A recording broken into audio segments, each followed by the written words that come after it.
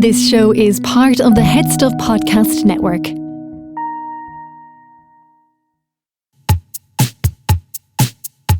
Lovely stuff. Hey, lovely, lovely. I tell you what, though, folks, that's bloody nice. That is bloody lovely. Lovely Holland. Lovely touch. Lovely Holland. Lovely touch. Well, hello.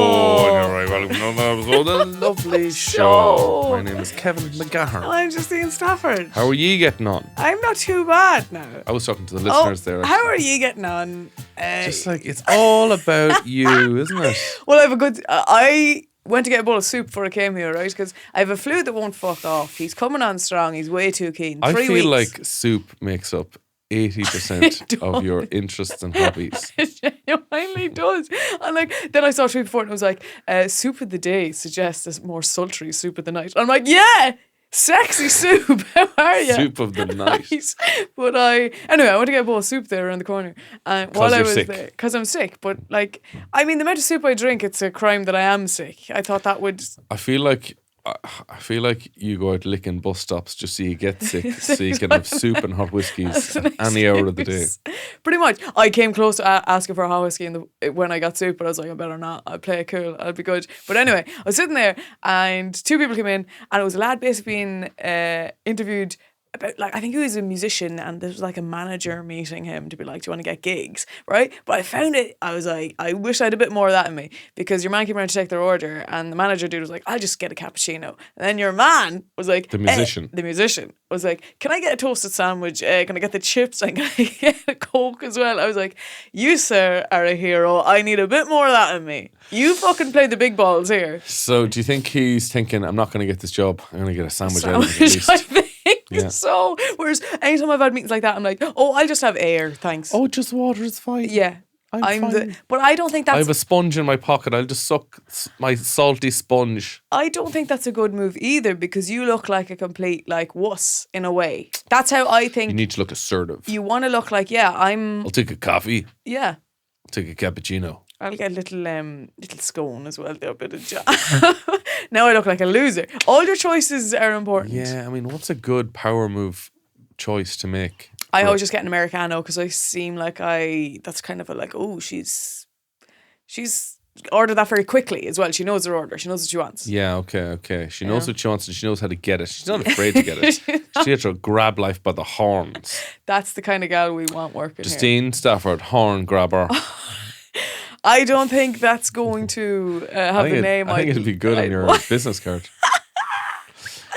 Speaking of interviews, because I was looking into this, it actually timed out very well, because I saw a thing last night about insane interview questions. Have you ever gone for an interview in a company that you're like... I've never had a real job. This is what I was intrigued. Have you ever had an office job? No, I've had factory jobs, I've had media labour jobs, mart jobs. Wow. I've pub jobs, shop jobs. I've never had Very an different. office. That's a very different interview, because I think they just want to chat with you to see, oh, he can converse. I've had jobs where they're like, can you lift that? You're like, yeah, okay, you've got the job. You're promoted. You can be, You're CEO. I'm afraid you're actually overly qualified for this job. Yeah, I've done, but I always have a business coat. I always wear it to interviews, and I have a 100% track record of getting the job if I wear that coat. But I haven't gone for an interview in a long time. Is the coat covered in money or? No, just it looks like, because what you wear is also important. I like this idea, a jacket made out of your CV. You go in and you're like, have you got a CD? Have I got a CV, man? I'm wearing it. I'm wearing it. Read my back. Yeah. I've never considered that. Hey, if it's a creative job, yeah, you've got it. There you go. A fashion industry, they'd Fashion be all industry, over that. perfect. But I saw an article last night about some of the weirdest interview questions, right? Mother of God, why? Okay, so this is genuine from interviews, and people are justifying, so I'll ask you the question, you give me your answer, and I'll say if that's a good answer or a bad answer. If you were a tree, what kind of tree would you be? Oh my God. Yeah. Oh my God. I'd struggle to even think of trees here. Birch. Sycamore. Californian redwood. So the key to answering this question is to think about the qualities of the tree you choose and how they relate to the job. Money tree. I'd be an equality because I believe in equality. Are you a strong, sturdy oak or a more graceful willow that bends with the wind? Because if you say willow, they're thinking he's a pushover. Yeah, but at the same time, you can't, like a Californian redwood would be unwilling to change or bend to the ways. Is it not better to be a tree that can sway a bit and move with the times? Oh, you're hired. You're hired. Thank you. If I was asked that in an interview, I wouldn't even know enough trees. I genuinely be like, oak, apple. I suppose I'd want an apple tree if I'm working at a cider brewery as well. But if you were looking for a job at Hewlett Packard or Dell, they wouldn't want to. Oh, they want an apple tree. Jeez, get out. Yeah. If you're going for Bill Gates, don't be saying, I'd like to be an apple tree. You'd be, get the fuck out of here. Yeah. Who sent you? Is she wearing a wire? If you could be any fictional character, who would you be? Ooh, fictional character. I mean, immediately for some reason my brain went to Tyler Durden, but he famously blows up a load of buildings at the end of the film. If you're working with he's essentially company, some sort of demolition company. He's a capitalist terrorist, so I don't think that would go well in an interview situation. Maybe to be Andrew Tate's producer or something, it might be good. Or somebody on the Trump cabinet. By the way, big congratulations to President Trump. I don't know if we've ever said this before. We're huge fans, and we wish you the best of luck.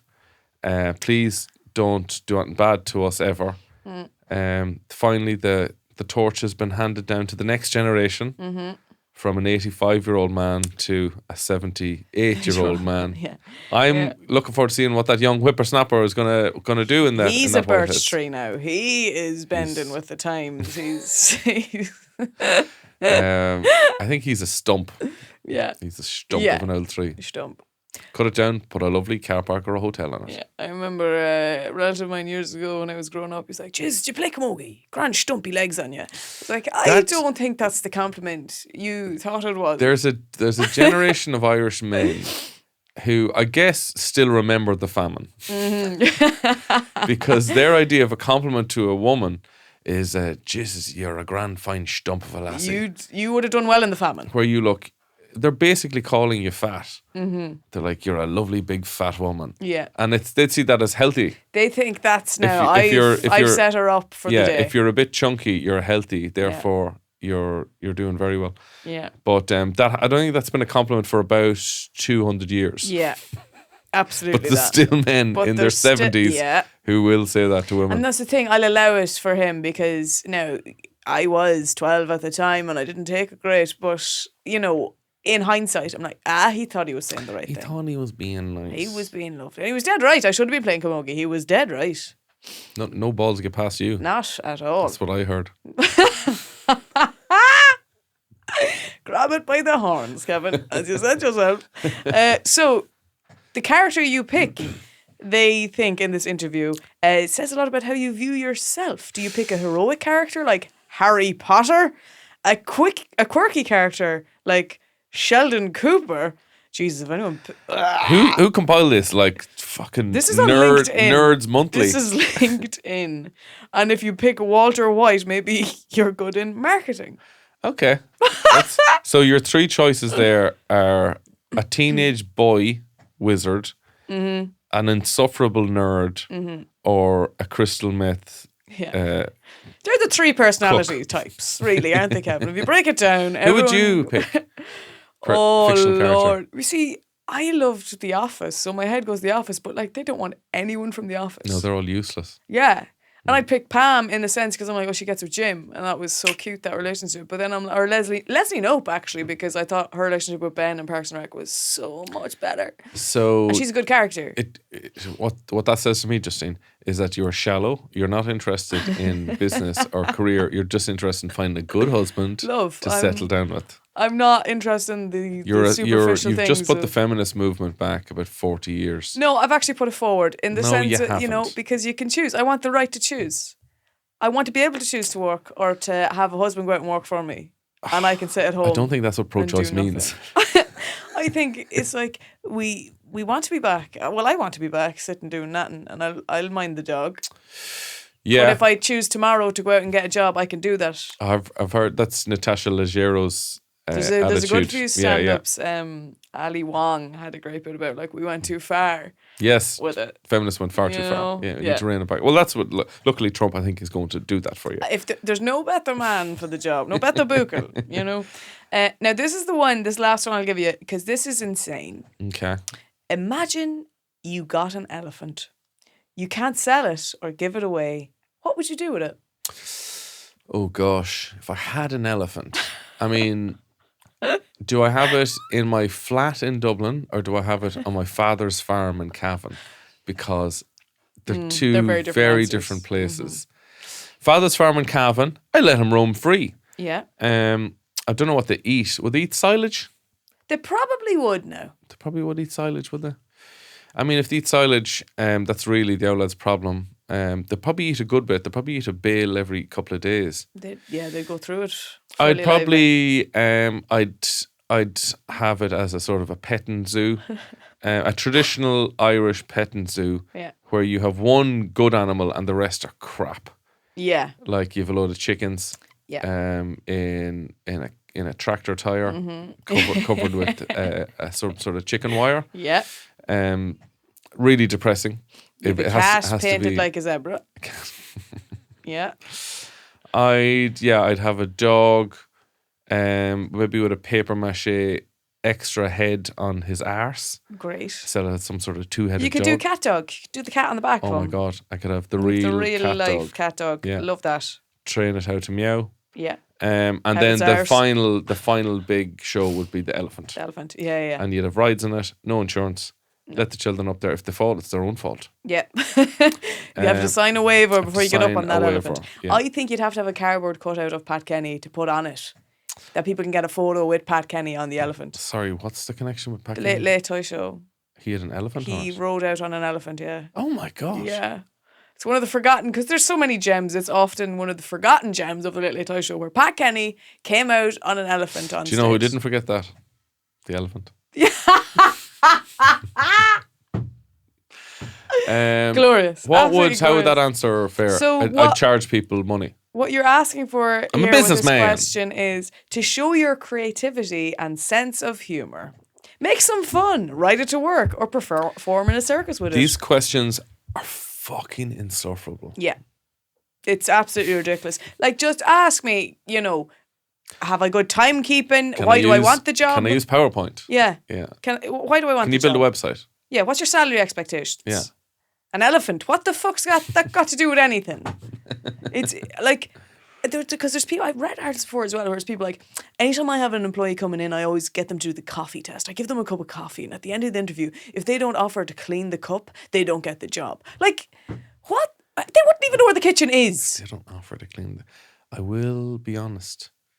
I think I've always said, where's the kitchen? Where Yeah. do I put this? And I will always wash out the mug. I am the exact same. And I don't know, Kevin, I'm taking a stab in the dark here, but I think there's a thing with country people sometimes that it's country just like a people thing. reflex. Now, I don't want to be generalizing to an I think- extent. Is it because coffee's still a novelty to us? Well, I'd do the same with a teacup. Yeah. But tea was maybe drip fed into us growing up a lot more, and it was like the reflex thing you had to learn from a young age. You'd want to go and clean that because your father's going to want tea when he comes in and there'll be no cup for him. We only have one cup in the Stafford household.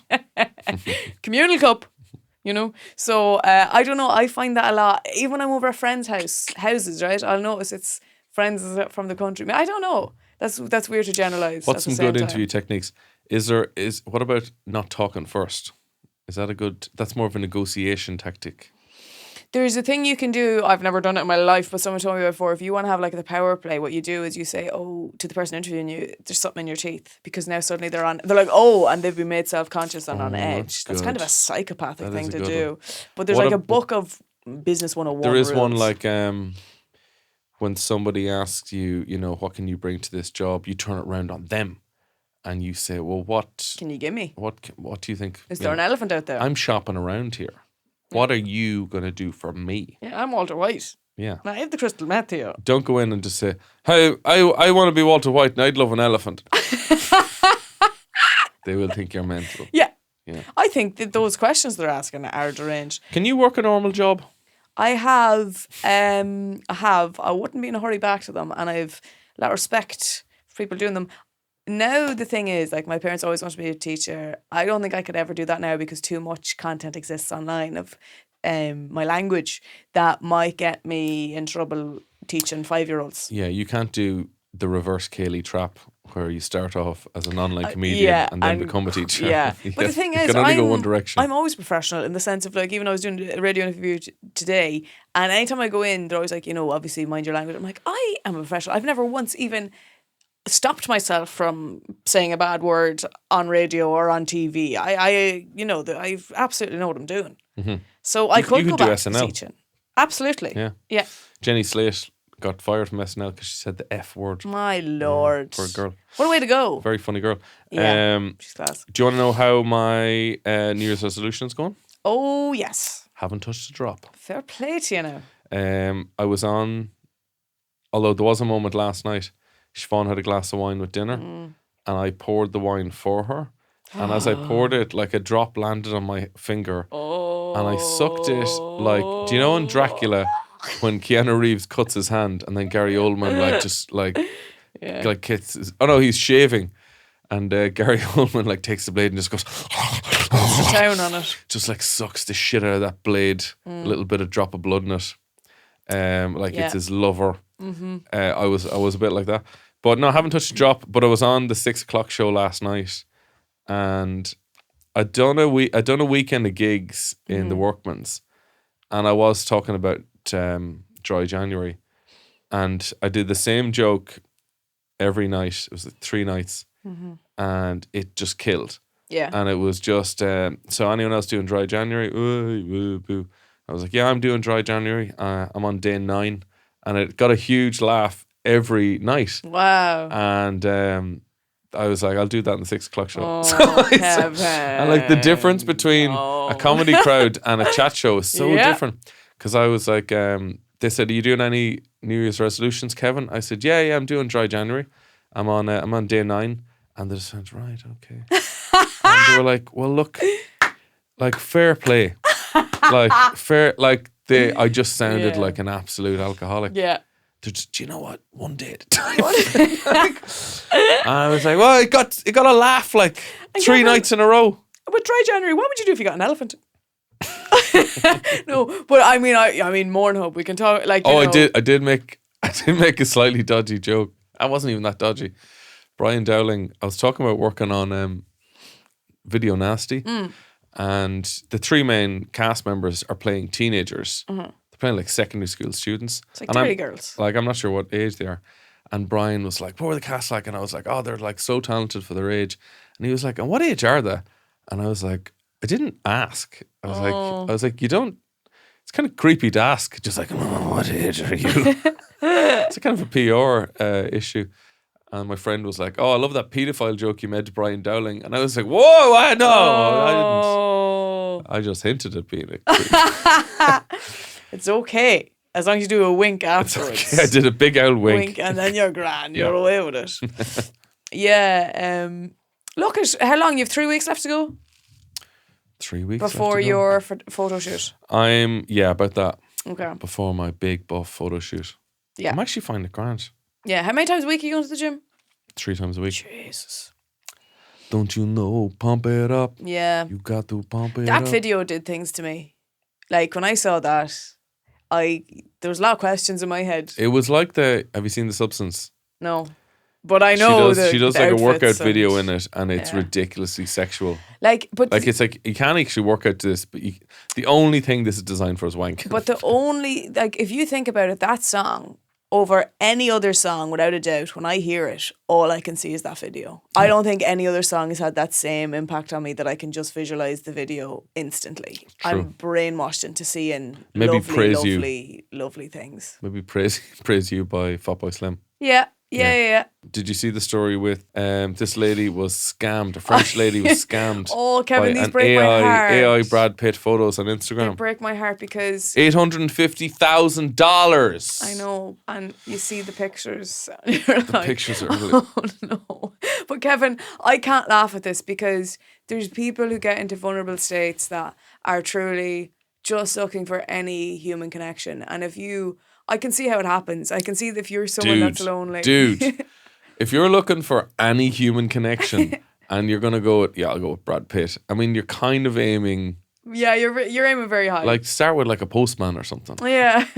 Start with the postman or the milkman. But it's that person reached out to them because they're probably in the type of mentality of like no one would ever want me. What's your... A lot of money. What's your... A lot of money. What's your thought process like when Brad Pitt like gets in contact with you? And then the mother in was... France? I think it was the mother contacted her first, Brad Pitt's mother. Look at here. It's Brad's mammy here, Imelda. And Brad's had awful trouble at the moment. He has a torn ligament. He has an ingrown toenail that he cannot pay for. Here's a photo of his head on a pillow floating. There was another story quite recently with Keanu Reeves. I know, it's the amount of money though, it'd break your heart. So, a 65-year-old Colorado woman appears to be the latest victim of a widespread romance scam known as the Keanu Reeves scam. Now, she only paid $5,000. Okay.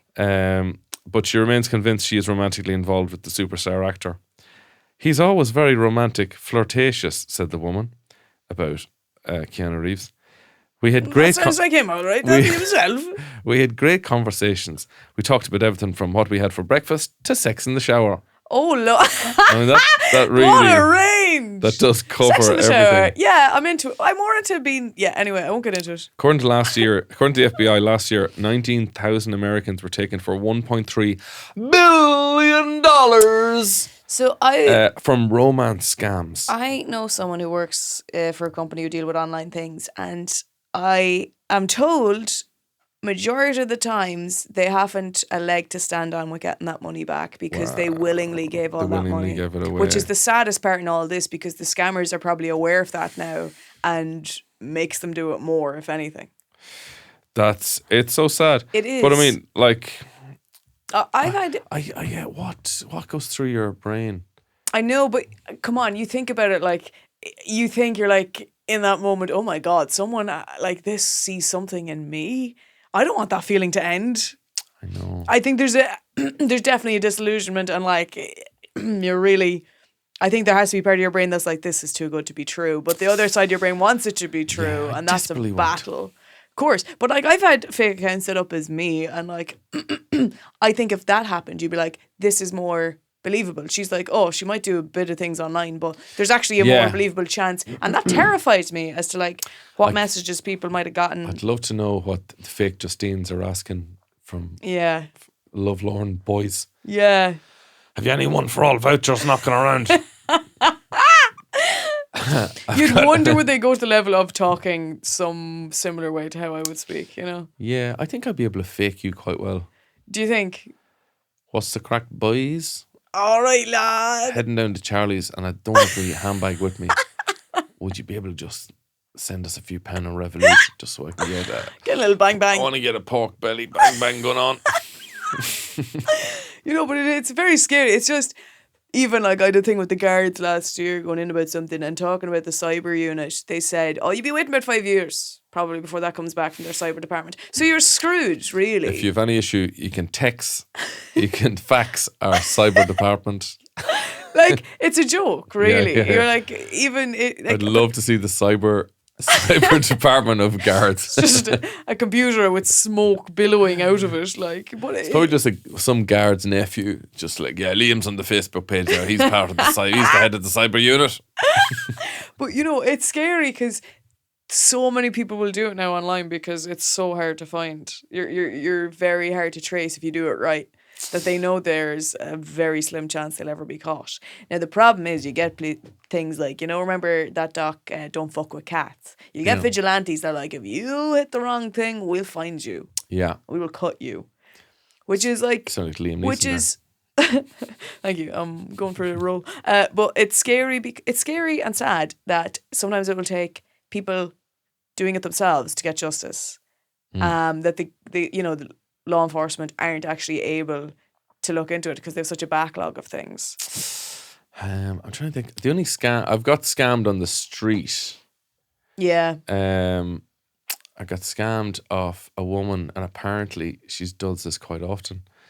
in the Dublin city centre where I had a few pints on me now. This could be maybe 6, 7, could be even 10 years ago. I was going to the ATM and on the way home, and this American, maybe Canadian girl came up to me, and she had a birthmark on her face. Okay. And she's just like crying hysterically, and like was telling me this story of like, oh my God, I lost my friends, and then I got invited back to a house party with these lads, and I just had to get out of there. And she was genuinely like, wow. She was traumatized. And I was like, okay, do you need me to bring you to the guards? And she was like, no. And I was like, what can I do for you? Like, what? Okay, just calm down. What can I do for you? Yeah. And she was like, I just want to go home.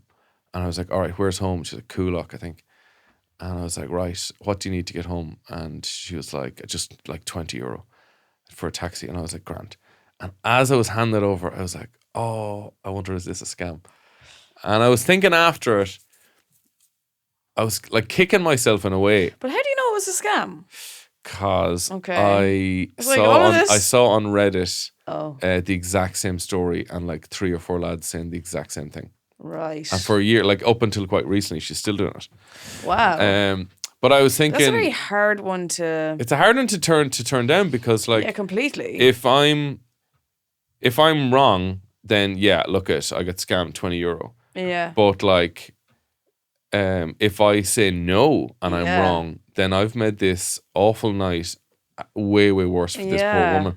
So I was like, look, it's better to just pay. Yeah. And Yeah, no, that's not if in a. doubt, That's a really. It's hard to see someone making a scam out of something like that, though, as well. That you're like, this is a genuine. if you're traumatic thing. if you're so desperate that you're doing this, then you fucking probably need €20. Yeah. There was one recently. One guy wrote an article about Irish lad. I think he was waiting for a bus. He's a journalist waiting for a bus. This lad comes up to him and he's just like, "Jeez, you were going to walk past me." And the man's like, "Huh?" He said, "You were going to walk past me there, huh? How are you getting on?" And just acted as if they knew each other for years. And your man, like all Irish people do, faked it. Yeah. Just like, "Jesus, yeah, it's been a while, hasn't it?" And he was like, yeah, Jesus, where are you? You're living around here. You were away for a while. And he was like, yeah, I was actually, Wow, I was guess. in New York. And yourself? He goes, yeah, I actually just moved back from New York there about 3 months ago. I'm just up in Dublin doing a couple of interviews, you know. And he's like, all right. And then they chatted for ages. And he said, oh man, I'm so embarrassed. I actually just went for a bit of grub there after the interview, and I forgot my fucking bank card. So I wasn't able to pay them. I wasn't able to pay them. And the journalist was like, all right, so what did you do? And he goes, I just had to say, look, I'll figure something out, I'll pay you back. And then your man, I don't know if he offered money, but he got a bit of money out of him anyway. Good God. And apparently this dude does this all the time. That is wild. He's just going around, and it's a new type of scam where you just pretend to know somebody. And we are so... God. The idea of... like if that was a German man, he goes, I'm sorry, I do not recognize your face. Yeah. I do not think I know. End of conversation. Yeah, entirely. But sure, I was the idea of us being embarrassed, we're just like, no. Yeah, come on with me. Yeah, move in. Fuck it. How are you, Nuala? Yeah, this is Ben, isn't it? Yeah, we met in New York. He's going to be staying here for a couple of weeks until he finds his feet. I was in the shop there last week and I was at the till and this lad came up to me and he was like, sorry, I haven't enough for the milk here. Would you be able to buy it for me? And I was like, grand, no bother at all.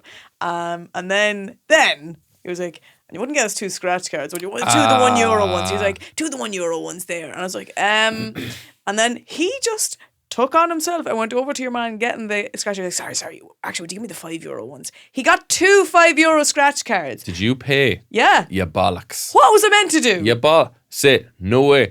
Same thing happened to me. I was like, you are chancing your arm, sir. Yeah, there was a lad outside the shop. And he asked me for money, and I said, I don't have any change, but I was like, do you want a sandwich? Yeah. And he was like, I'd love a sandwich. So I went in, got the sandwich, and then he went to ask for scratch cards. I said, no way. No, this has happened to me before, though. He was shocked. He was like, what? Oh, What? right. You can't eat a scratch card, man. Yeah, I couldn't say no now because there was another time I was absolutely dying and I was like, it must be COVID. So I woke up at like 7 a.m. I couldn't sleep all night. Fucking huge high temperature. I went down to the shop to get a COVID test. And as I was walking there was someone that was like, would you buy us a few bits? And I was like, no bother. We went into the shop anyway. And while we were at the till, I couldn't get a 20 box of fags. And then a lighter and then a scratch card. And I was like, great, all right. And at the very end of it, Kevin, they didn't even have fucking COVID tests. I was like, great. I just went to the shop. Just went to the shop to buy fags for a lad. but I don't mind it. But I'm like, the scratch card element, I was like, no. But your mum was like, sure, I won €100 on it before. I'm like, well, I hope you win it again. You know? But I was like, but also... You're a soft touch. I am a devil for it. But like, I mightn't have had... I mean, I did. But like, you know, you could be in a scenario where I'm like, I actually don't have that money in my card. I had enough for the milk now. But, you know, but I did. But I was like, you're a chancer. Yeah, God, that's cheeky, man. Cheeky. That's but so cheeky. They know me. They fucking know the head of me. Big They'd be like, soft she's knob not her going to head. say no. No. She ain't going to say no. I should have turned him and said, do you want a box of fags as well? That's... Do you want a bottle of Hennessy? Huh? And a top hat. To go to your big scratchy fag party. Actually, that sounds rough. That sounds bad. I meant cigarettes. When I said fags, I meant cigarettes. I'm not talking about some sort of homosexual eczema shindig. Oh, Lord. But no, the scams get more and more sophisticated. But then you'll always have the ones like my dad came in one day and he was like, Justine, I'm after winning €1 million. I just have to text me bank details to Coca-Cola. And I'm like, what? He was like, I'm the 1 million texter to Coca-Cola. I'm like, when have you ever texted Coca-Cola? You know, you wonder who's falling for these scams. I'm like, my poor old father. Lovely stuff. This show is part of HeadStuff Podcasts. Here's another show you might like. Hey everybody, it's Grace. And it's Connor. From Fad Camp. Our 6th season is out now. We've got some amazing episodes lined up. We're going to be doing a deep dive on my social media algorithm to see what kind of bizarre targeted ads I'm getting around weight loss products. Lads, you should see the images Connor's been sending in of these targeted ads. It's insane.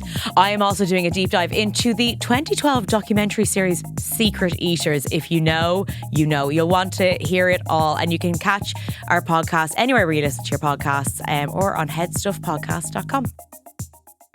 At the gig the other night, there was a very drunk man from Birmingham on the Saturday night. Okay.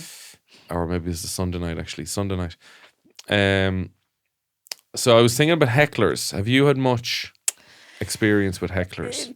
Thankfully, shockingly, not really. There's only one that stands out. And it was a wonderful moment of owning it, that I was shook that I actually was able to. Oh, you pulled it off? Like. I pulled it off, and I was sick and I didn't record the video. I was recording the audio, and I have the audio in my pocket. You could have had a viral clip. I would have been. Comedian absolutely destroys heckler. Fucking would have been, but he did me good, like, in a sense, because basically I had this joke about... a fella I was with would always bring home Toblerone from the airport. He travelled a lot, he'd always get that. And saucy. No, but at the end of the joke, I was like, the concept of it was like, oh yeah, he'd bring that back, but he wouldn't give me the ride. Like, you know, I was like, that's Jesus, I'd rather that as a present. And you go away for weeks, and I'd be gagging for it. And then I was like, and then if finally Toblerone or the ride? Both, really. But then anyway, at the end of the joke was kind of like me being like, he eventually came home and I'd been gagging for it, and I was like, and then he whipped it out, and then there's a pause, and then I say, a fucking Toblerone, right? Your man said that in the crowd, right? So he jumped ahead. Yeah. And then I was like, oh, it's fucking, like, basically I turned it into, I fucking told you not to come to my gigs. Yeah. As in he was the ex, right? And then he said, you still owe me for that Toblerone. And then I said, you still owe me that orgasm. And the crowd went fucking wild. And I have no idea. I would never be able to recreate that again. I don't know how my brain was that quick in that moment, but it was beautiful. That was good. And I've never done that joke since, because like, if someone's guessing a punchline, fuck it. Yeah, if someone's guessing, you can't It's redo it. That's good, man. That was quick thinking. Because we get asked about this a lot. How do you deal with hecklers? Do you like hecklers?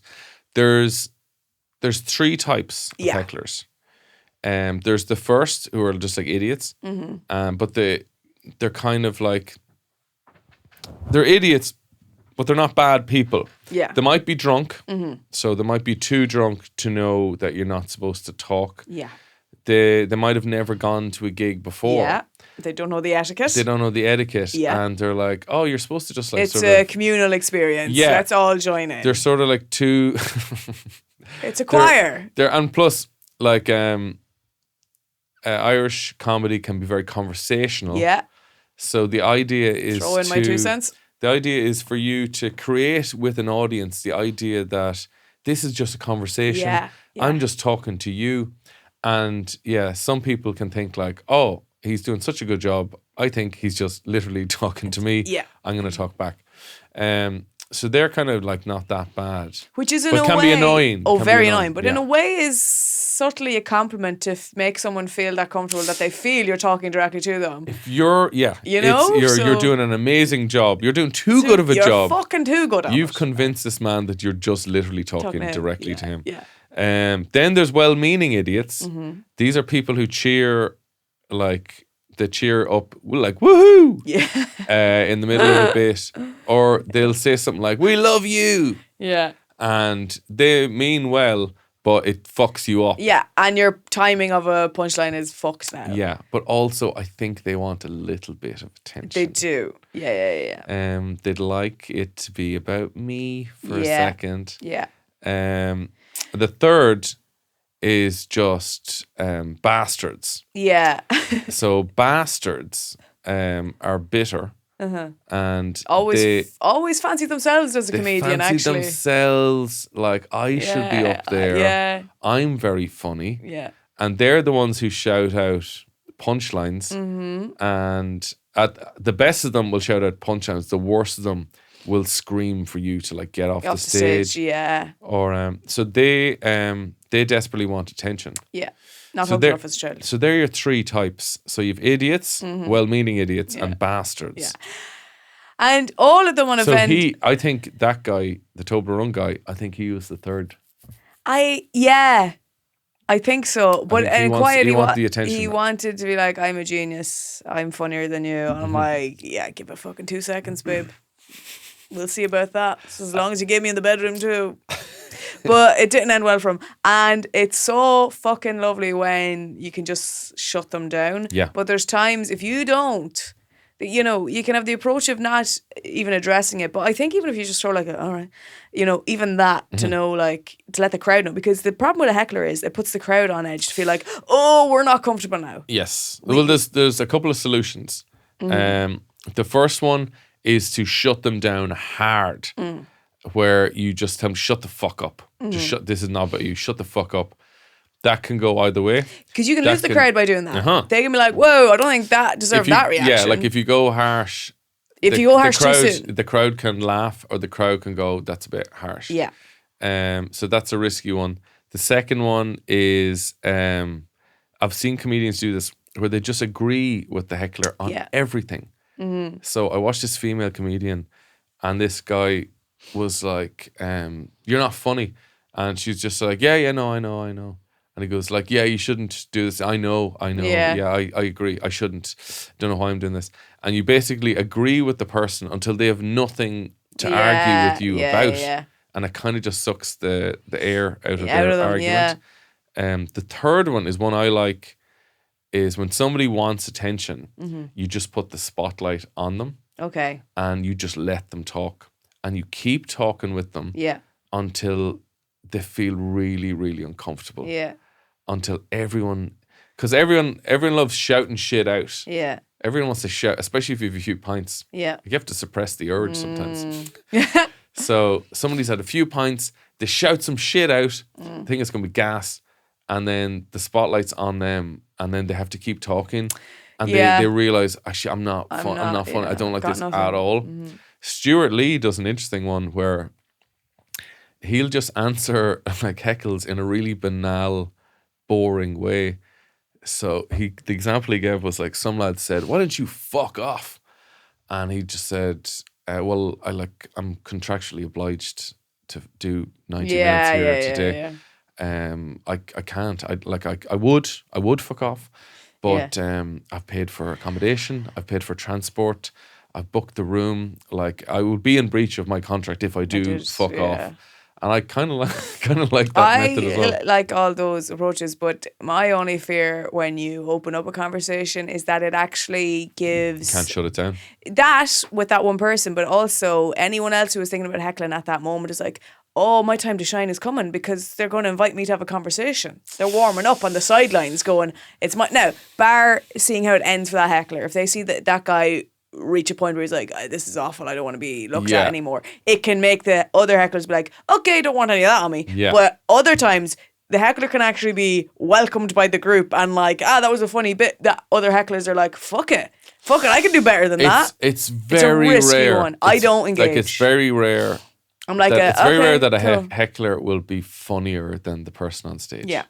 But see, if that happens, I've only seen it with like open mics who are really struggling. Yeah. And they don't know how to deal with a Which heckler. is even fucking shitter that person would do it from the crowd. Oh, yeah, you what know. a But here's piece the of thing: shit. if I was ever anyone that ever heckles, I don't know how I could be in the crowd with that person.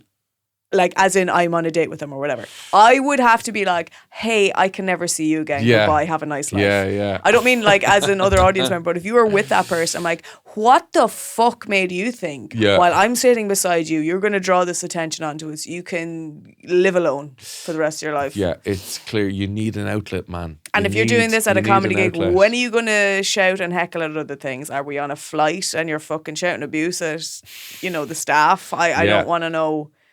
See, I don't think it would. No, I think it's only in. I don't think they'd be like shouting shit out. Like the exits are to your left in terms in case of an emergency. Pull down. Hey, pull your pants down, man. Like, come on, please. I'm trying to do my job. I don't think they would. There's a type of they'd be person shouting that out wants shit. attention. They do want attention. Yeah. There's a certain No, type. they'd definitely be a dose. Yeah. And at anything where let's say you're at A wedding, even speeches. You're at a wedding, or if you're at a tour in a museum or something, or you're at a winery. Completely. They're thinking, I'm going to chip Here's in my here time. with a funnier joke than everyone. They would. I Yeah, never no, they'd want wreck to your be fucking seen head. anywhere near that person. Yeah, no, they're doses. No, they are. They are. I did a gig in Clonakilty. It was just after COVID. And at this stage, I'd be fairly... Great sausages and pudding, by the way. Great pudding. I'll tell you something. It's beef that's in the black pudding. Good. There you go. That was pork. Misconception. There you go. And that's their secret. So at this stage, I would have been fairly good at dealing with hecklers. I'm not afraid of them, you know. And I was in Clonakilty, and Ed Salmon, my support, just came backstage before I was going on. He was like, "Oh, it's a guy who's fucking ossified, young lad. He is twisted drunk." And his mates are talking about, like, what should we do with him? Oh, Lord. Like, that's how drunk he Yeah. is. And this is like 9 o'clock. Yeah. And he's probably like 18 or 19. And That's your type of audience, Kevin. Fair play to you. That's what you fucking attract. Hardy Books, man. Hardy Books. Where's the Oh, Viper? Simgout. Where's the Viper, man? You're like, he's at home. I don't live with him. Where is he? Ring him. It's like, no, he's like 4-hour drive away. And I haven't spoke to him in months. And it's like, what's he at tonight? Lad, shut the fuck up. Oh, my God. But so I go out there, and this guy's sitting in the front row, and all of his mates are sitting at the back. Like what? they just put him sitting in the front row, and nobody else sitting beside him. So the front row, Oh, my God. the front row is completely empty. Like the gig in Clonakilty isn't big. There's only like maybe 8 or 9 seats in the front row, and everyone has just moved away from this man. So he's sitting in the front row. I'm like so close I can touch him, you know? And he wasn't being like a mean, I'm here to disrupt your show heckler. Yeah. He just didn't know where he was. He was like a child who's just come back from the dentist. Yeah. And he's like just talking too loudly and slurring his words. Yeah.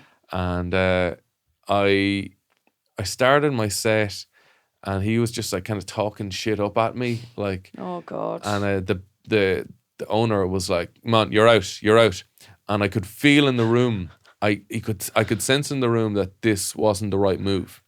Oh, really? I was like, there, no, he hasn't been that bad that he warrants getting kicked out, and he's so drunk.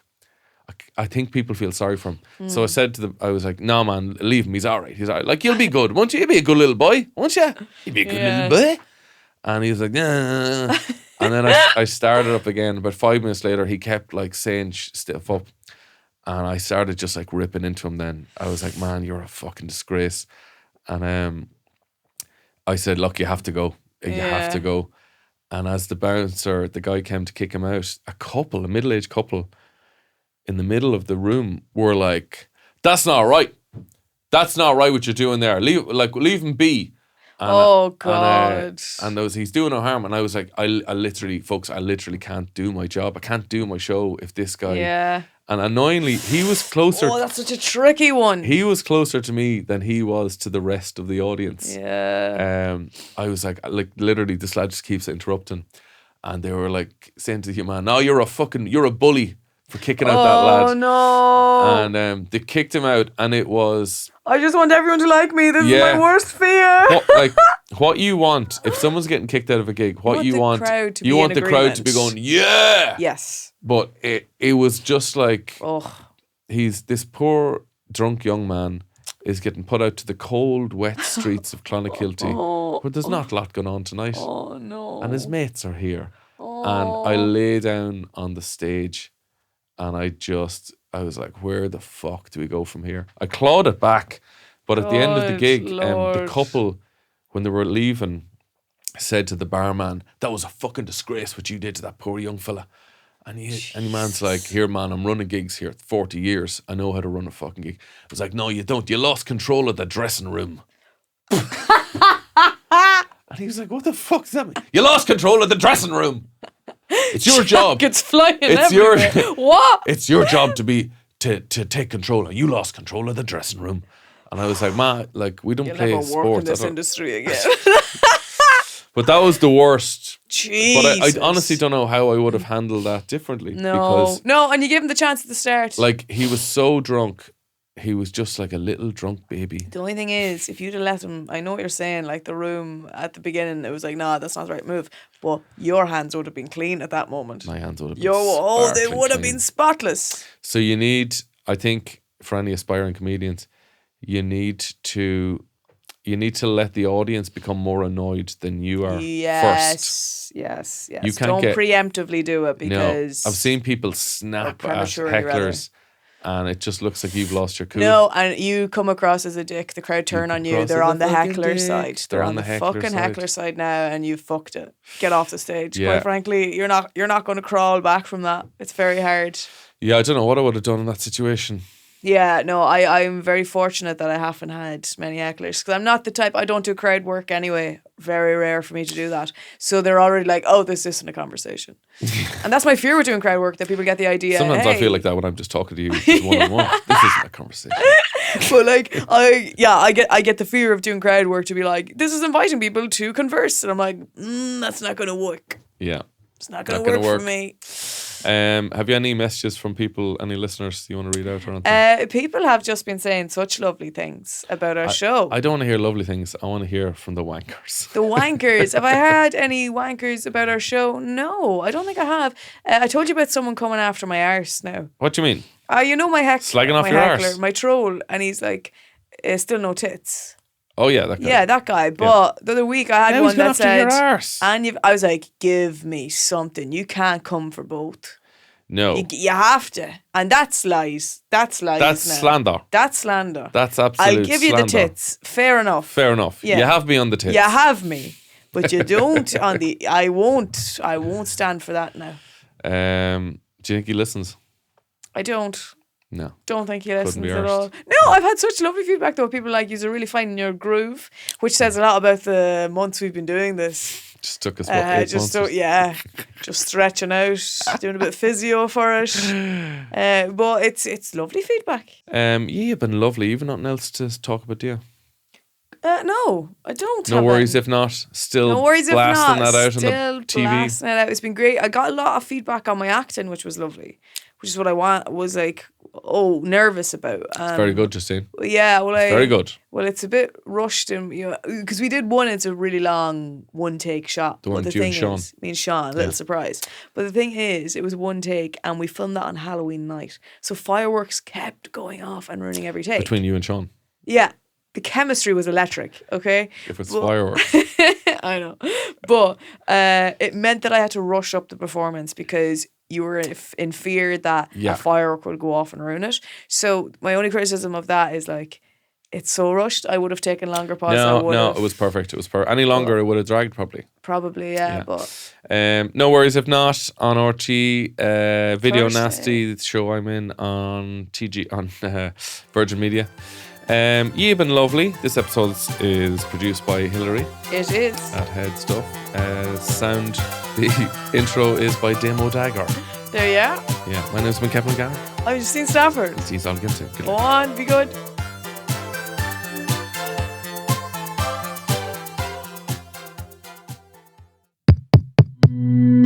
This show is part of the HeadStuff Podcast Network, a hub for the creative and the curious.